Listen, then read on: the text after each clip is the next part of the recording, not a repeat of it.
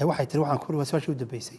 waxay tiri waxaan ku riyooday anigoo laygu aroosayo anigoo inana laakiin inaan waxaan ku riyooday bay tiri inaan iskuul dhexdii laygu aroosayo oo arooskaygu ka dhacayo iskuul xayndaabka iskuulka dhexdiisa waxaynu leenahay marba haddaad single tahay waad guursan doontaa insha allahu tacaala guurkaagaasna wuxuu noqon doonaa nin macallina oo yani diin iyo akhlaaq leh ayaad insha allahu tacaala aad guursanaysaa ama guurkaaga lagu aroosaya uu noqon doonaa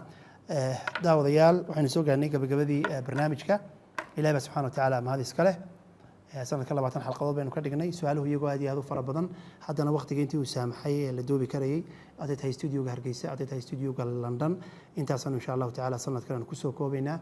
waxaan u mahad celinayaa qof walba barnaamijkan qayb ka qaatay injineerka kaga soo bilow saaxiibkii Cabdalla Madharka ku xigsi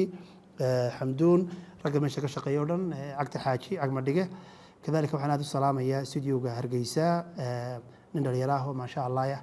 oo najiib la yiraahdo oo injineeraha oo cameraman oo wax hawlo badan isku haya aad iyo aad baan uga mahad celinayaa oo sawirkan qayb badan ku leh isku dibreedkana Cabdalla Madhar baa lahaa studio-ga London iyo raggii cameramankii haddii Ali Naaji tahay haddii Bibaaya tahay haddii raggii kale ay tahay dhammaantood bana iyagana waan u mahad celinayaa waxaan uga mahad celinayaa sida quruxda badan leh ay barnaamijkan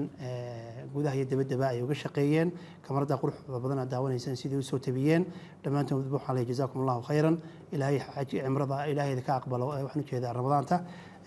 soonkiina mid maqbuul Allah ka dhigo caafimaadna ku ciidaman dhammaantiin baan insha Allah tacaala aan idin leeyahay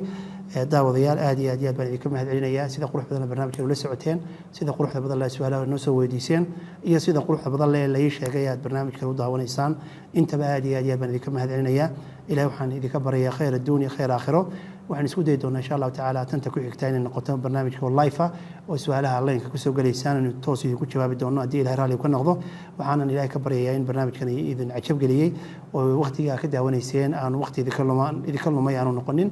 waqtiga ka faa'iideysateen inuu noqdo ayaa ilaahay subxaanahu wa ta'aala idinka baryayaa intaan insha Allah tacaala barnaamij lamida aynu mustaqbalka qof qadaan cid ilaabay barnaamijkan xuquuq u lahayd intaba insha Allah tacaala waan u mahad celinayaa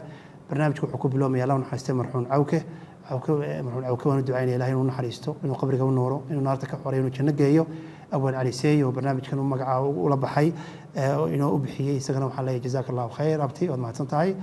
intaynu barnaamij lamida ku kulmayno waxaan idinka tegayaa assalaamu calaykum waraxmatullaahi tacaala wabarakaatuh fi amaan illah